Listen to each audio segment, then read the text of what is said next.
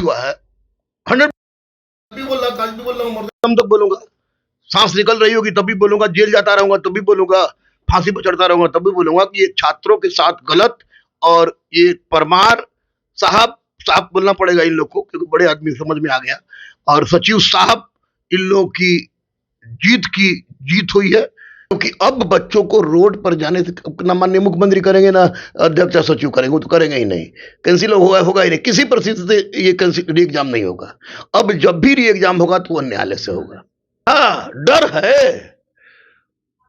है, ये तोड़ना चाहते हैं छात्रों को। अरे जिनका हो गया उनका कभी भी होगा। नमस्कार, आप देख रहे हैं न्यूज़ फॉर नेशन। मैं आपके साथ अभिजीत सिंह। 17वीं बीपीएससी हंगामे के बीच है, वो देर शाम रिजल्ट है वो जारी कर दिया गया है। 21,581 जो अभ्यर्थी हैं वो इसमें सफल हुए। हमारे साथ बात करने के लिए दरोगा गुरु रहमान सर है। सर, हंगामे के बीच रिजल्ट जारी, कैसे देख रहे हैं? गलत हुआ है 100 भी बोल रहा था, आज भी बोल रहा हूँ, मरदम तक बोलूंगा, सांस निकल रही होगी तब भी बोलूंगा, जेल जाता रहूंगा तब भी बोलूंगा, फांसी पर चढ़ता रहूंगा तब भी बोलूंगा कि ये छात्रों के साथ गलत। और ये परमार साहब बोलना पड़ेगा इन लोग को क्योंकि बड़े आदमी समझ में आ गया, और सचिव साहब इन लोगों की जीत हुई है। राजनीतिक बलि चढ़ा है यह आंदोलन। माननीय मुख्यमंत्री मौनी बाबा बने रहे, अधिकारियों के कारण एक बार भी मुंह नहीं खोले क्योंकि उनके पास ओरिजिनलिटी गया ही नहीं। चूंकि 31 अक्टूबर को हम लोग 40 शिक्षक इस बात के एविडेंस है कि अध्यक्ष और सचिव दोनों का महत्व हम लोगों ने रूप स्वरूप रंग बदलते हुए सारा चीज मैंने देखा है। उनका रंजीत ब्योले के लेटर आए थे, तो ये गलत हुआ बच्चों के साथ। अब गलत क्यों हुआ है सब समझ रहा है। लेकिन आपने मुख्यमंत्री को मौनी बाबा बता दिए, नीतीश कुमार को मौनी बाबा बता रहे हैं, क्यों मौन रह गए, क्या लग रहा है? इसलिए मौन रह गए कि आंदोलन में शुरू में आए तेजस्वी जी, पहले तो फोटो से आया, मोबाइल से। हम आपको याद होगा, आप थे वहां पर, ले रहे थे, मैं स्टेज पर खड़ा था, बोल रहा था भारत माता की जय, वंदे मातरम, और मैंने कहा कि no politics please, no politics please, no politics please. तो हमारे चूतर में कम से कम 8-10 छुट्टी कटाया। हम थके, भाई कौन लड़का की हिम्मत हो गया। देखे तो जितना नेता लोग थे सब बोले कि है सब लोग, सब राजनीतिक दल आएगा, सब राजनीतिक दल आएगा, सब राजनीतिक दल आएगा। भाई वो हम क्या करते उतना भीड़ में। हम बोले कि ठीक है भाई जो भी है, इसमें तेजस्वी जी आए, चलिए बहुत बड़े फेस है, विपक्ष के नेता है, कल मुख्यमंत्री भी रहेंगे, कौन जानता है। तो वो भी आए, तो चलो वहां तक चला कि अब तेजस्वी जी तो हम फाइट कर देंगे, लेकिन तेजस्वी जी फिर मौन रह गए। उसके बाद एंट्री हुई आलोक भैया की, और भैया को पहले भी कहते अभी भी कहेंगे, अब्दुल बारी सिद्दीकी चचा की पहले भी कहते थे अभी भी कहेंगे, और प्रशांत किशोर जी की, राजनीति के चाणक्य की। 6 दिन अनशन में बैठे, हमरो सैल्यूट मरवा लिए। राजनीति तब आ गए भारत के प्रधानमंत्री बनने वाले, एक सपना ही का सपना लेकर चलने वाले राहुल जी, प्रिय राहुल जी, आदरणीय राहुल जी आ गए। उस समय अगर ये लोग नहीं आते, पप्पू भैया आ गए, उस समय ये लोग नहीं आते तो ये मौनी बाबा अपना मौन तोड़ देते। इनको अधिकारी जो बताया वही समझ गए, ओरिजिनलिटी समझे ही नहीं, मेरी औकात थी नहीं। ये लोग मुख्यमंत्री से जब मिलने गए तब धोआ गए, कानून की परिधि में जा ही नहीं रहे थे। नेता से मिलने के लिए, अरे नेतागिरी बड़ी दूसरा टाइप की चीज है भाई।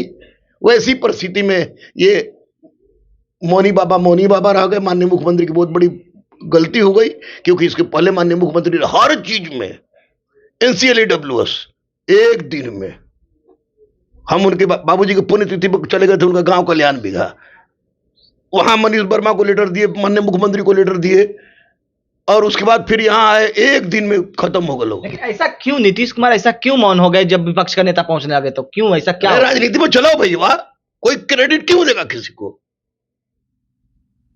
कोई क्रेडिट क्यों देगा। मैं भी नेता रहूं तो एक नीतीश जी दर्द नहीं समझ पाए छात्रों की, छात्र राजनीति के उपज। इसमें तो छात्रों का क्या होगा सर? छात्रों को तो राजनीतिक भेंट चढ़ गई। हाँ, भले 100%। अब कहने में क्या दिक्कत है, सामने बैठा इसके सामने कोई झूठ बोलेगा, कोड़ी पुट जाएगा ना। इसमें क्या, इसमें छात्रों की ये सपना राजनीतिक बलि चढ़ गई। एक बात मैं आपको बता दूं, don't try to be Satyendra, ये एक बात मैं आपको स्पष्ट रूप से बता दूं कि अगर अब बच्चे, जब इनकी जरूरत नहीं थी तब तो ये लोग आ गए, अब इनकी जरूरत है। कहिए क्यों? क्योंकि अब बच्चों को रोड पर जाने से ना माननीय मुख्यमंत्री करेंगे ना अध्यक्ष या सचिव करेंगे, वो तो करेंगे ही नहीं। कैंसिल होगा ही नहीं, किसी परिस्थिति से ये कैंसिल री एग्जाम नहीं होगा। अब जब भी री एग्जाम होगा तो वो न्यायालय से होगा। अब न्यायालय में कितना बड़ा वकील खड़ा करे, कहे कि हमको लग रहा है कि जिसके साथ राहुल गांधी जैसा आदमी हो, प्रशांत किशोर जैसा आदमी हो, तेजस्वी जैसा आदमी हो, आलोक भैया जैसा आदमी हो, तुम आपको अब्दुल बारी सिद्दीकी जैसा आदमी हो, पप्पू जैसा आदमी हो, उस वक्त तो वकील के लिए पैसा कमी होगी नहीं। इसलिए उन लोग का सहारा ले, अहिंसा को परम आदर्श बनाकर बाबा साहब के संविधान को मानते हुए कानून की परिधि में लड़े। जिस समय मैं कह रहा था वही बात कह रहा था जब चूटी कटाया था, आज भी कह रहा हूं कि कानून की परिधि में लड़े, जीत सुनिश्चित है, जीत सुनिश्चित है। हाई कोर्ट में इन केस हार गए तो सुप्रीम कोर्ट में जीत मिलेगी, क्योंकि परमार साहब और सचिव साहब गलत हैं। थोड़ी सी भी हिंसात्मक गति अपनाएंगे तो कैरियर ही बीपीएससी क्या, कैरियर से ही हाथ धो देंगे। सर लेकिन सवाल यहाँ है कि गुरु रहमान सर का तो खून व्यर्थ हो गया। जिस तरह से कल आपने कहा कि एग्जाम हमको रिजल्ट सुनने में आया तो इसलिए टेंशन में आ गए, हमने हाथ काट लिया। अब क्या सर, गुरु रहमान सर क्या करेंगे उन अभ्यर्थियों के जिनका राजनीतिक भेंट चढ़ गया? अभी हम अपना गर्दन भी काट लेना तो कैंसिल ना होगा बिना न्यायालय के। मैं बोल रहा हूं ना, अगर गर्दन काटने से परमार कह दे, सचिव को जिनके टेंशन में आके मैंने हाथ काटा है वो लोग को कह दे कि रहमान गर्दन काट के दिखाओ तो हम री एग्जाम करा देंगे। मैं कह रहा हूं ना, मैं गर्दन काट दूंगा, उतना पागल हूं मैं। जिसका सब कुछ खो चुका होता है ना, उसको जो भी मिलता है उसके लिए अमानत होती है, अमानत। लेकिन यहाँ पे एक सवाल है सर, जब न्यायालय में फैसला है बीपीएससी, तो इतना जल्दी बीपीएससी को क्यों? डर था, डर है। ये तोड़ना चाहते हैं छात्रों को। अरे जिनका हो गया उनका कभी भी होगा। सेटिंग वाला का छोड़ के हम बोल रहे हैं, सेटिंग किसका हुआ आई डोंट नो। जिनका हो गया कभी भी होगा, तो सोचेंगे वो सब किनारे हटेगा, इंटरप्रेटर बन जाएगा, हाई बन जाएगा। ये हम आज से देख रहे हैं। 2004 की बहाली निकली, उसका दरोगा में देखे रिजल्ट, उसके बाद देते 637 बाद में गया ना पीछे से। 67 भी कैंसिल किए ना माननीय मुख्यमंत्री जी। बीएसएससी इंटर स्तरीय कैंसिल किए ना माननीय मुख्यमंत्री जी। तुमको एनसीएल ईडब्ल्यूएस लागू करवाए ना, नॉर्मलाइजेशन लागू करवाए ना, परमार अपने मन से किया, कब सवाल ही नहीं उठता है। माननीय मुख्यमंत्री बोले, इसमें अधिकारी लोग बोल दिया कि sir it's a political game only, उड़ गया।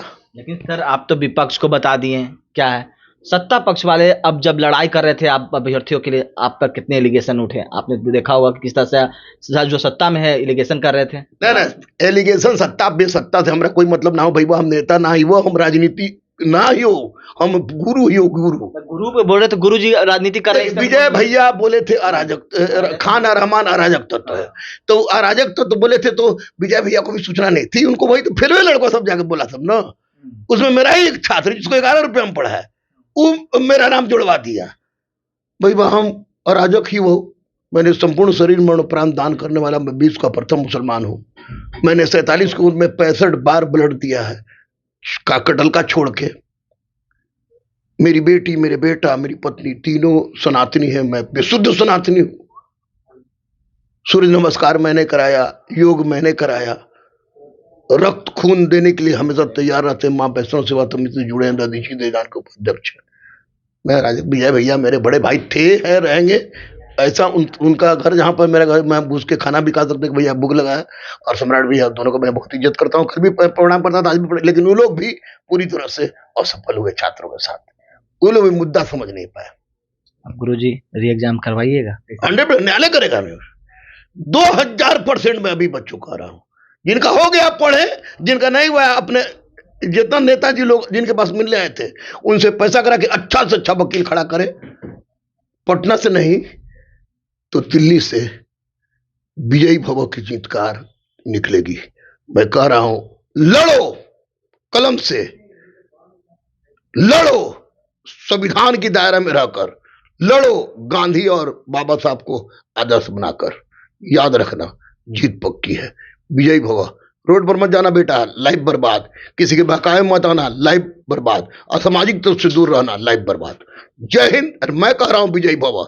बृहस्पतिवार है, गुरु का दिन है, बजरंगबली के सामने बोल रहा हूं। हाई कोर्ट से मामला अगर गलू हाई कोर्ट में ही ला दे सब लोग बढ़िया वकील, तो हाई कोर्ट में खत्म हो जाएगा। ये री एग्जाम होगा, जिसका हो गया है वो पढ़े।